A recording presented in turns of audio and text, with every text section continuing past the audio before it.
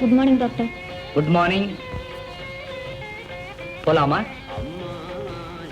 Doctor? Come.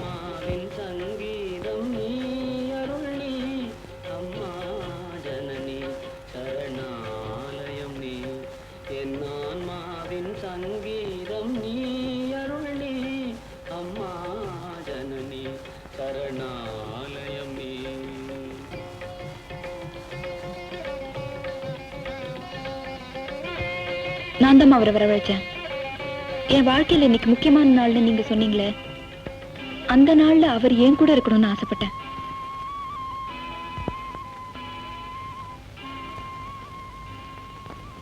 எனக்காக ஒரு சின்ன காரியம் செய்வீங்களா? இது என் கழுத்துல கட்டிடுங்களேன்.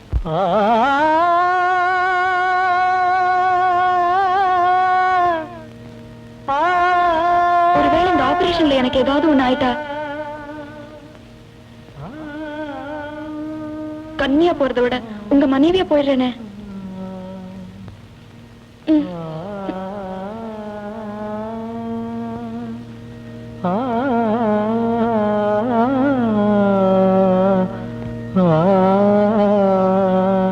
என்ன ஜானது குழந்தை மாதிரி? எதுக்கு இப்ப அவசர கல்யாணம்? என் மேல நம்பிக்கை இல்ல? எனக்கு யார் மேல நம்பிக்கை இல்லைங்க. நான் உங்ககிட்ட என்ன பத்தி பேச வேண்டியது நிறைய இருக்குது. நாம 2 பேரும் கல்யாணம் பண்ணிக்கிறதா முடிவு பண்ணதுக்கு அப்புறம் யார் நம்ம தடுக்க முடியும்? எதுக்கு இந்த ரகசிய கல்யாணம் எல்லாம்? வா.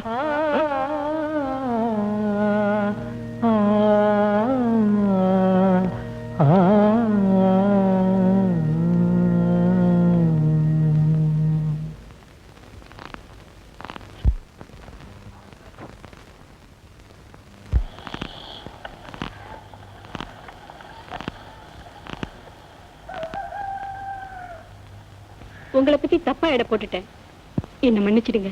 பூமாலைய பிக்கிற குரங்கு இல்லம்மா அது. இப்ப இது ஆடுன்னா ஆடும், தாண்டுன்னா தாண்டும். உங்க பொண்ணு சொல்றபடியெல்லாம் ஆடுற ஒரு ஜீவன். எனக்குன்னு குடும்பம் கிடையாது, கும்பல் கிடையாது, முறைப்படி வந்து பேச. ஆனா இதே கயத்தை உங்க பொண்ணு வெளியே வந்த அப்புறம் கட்ட நான் துடிக்கிறேம்மா. எனக்கு அதுல நிச்சயம் சந்தோஷம் தான். ஏம்மா பயமா இருக்குதா?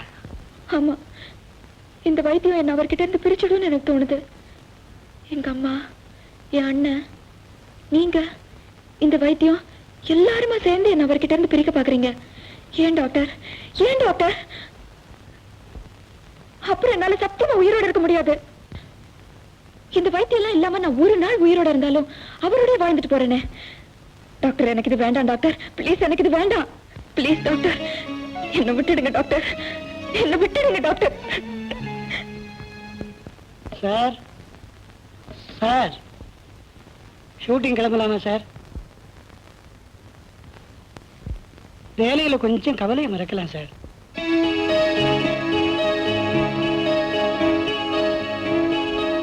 ஒரு பேஷண்ட் பிடிவாதமா எனக்கு வைத்தியம் வேணான்னு சொல்றப்ப கட்டாயப்படுத்த என் தொழிலுக்கு உரிமை இல்லை.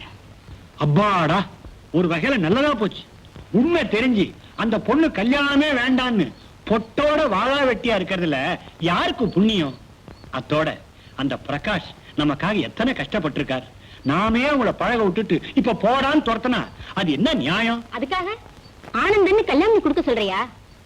நாளைக்கே ஜானாவுக்கு உண்மை தெரிஞ்சா அவ கதி.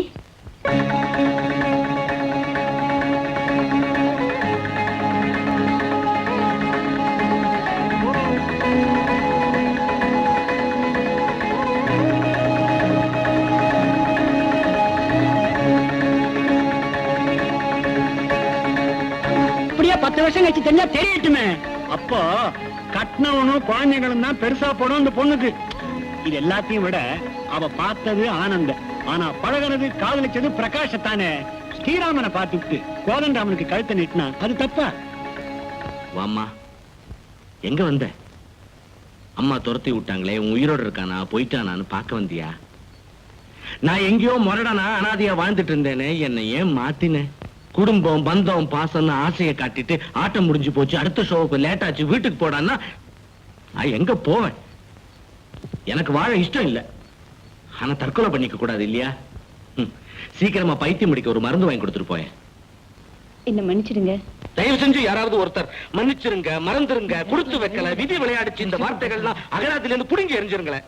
அப்பவாவது வேற வார்த்தை எதுவும் இல்லாம ஏமாத்துட்டேன்னு ஒரு முறை உண்மை பேசுறோம் அந்த பொம்பளைங்க. Got it good. கடைசியா பேசுனதை குறிச்சுக்குங்க, டப்பிங்க்கு தேவைப்படும். என்னையா சந்தல பூந்து சொந்த வசனம் பேசிட்டு நல்லா இருந்தது. சொந்த அனுபவம் அப்படின்னா நாளைல இருந்து 4 தடவை தூக்குல தொங்கி பழகு. அடுத்த வாரம் நீ தூக்குல தொங்குற காட்சி எடுக்கணும். ரியலிஸ்டிக்கா இருக்கணும். சும்மா ஜோக்குக்கு சொன்னேன். கல்யாணமாமே பேப்பர்ல நியூஸ் படிச்சேன். டல்லா இருக்க. கல்யாணம் ஆயிடுச்சா? சினிமா கல்யாணத்திலேயாவது ஹீரோயின் சீன் முடிஞ்ச உடனேதான் தாலியை கட்டி கொடுப்பாங்க. என் வாழ்க்கை நாடகத்துல தாலி வாங்குற சீன் மட்டும்தான் சார், கட்டுற சீன் இல்ல. You are very clearly confusing me. புரிய முடியாதான் சொல்லையா.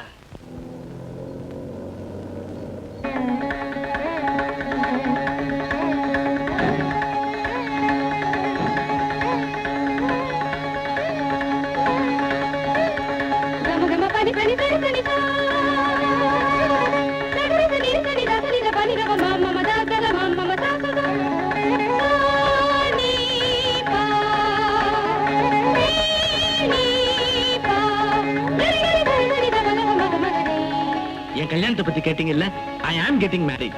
ஒரு நிமிஷம் இரு வரேன்.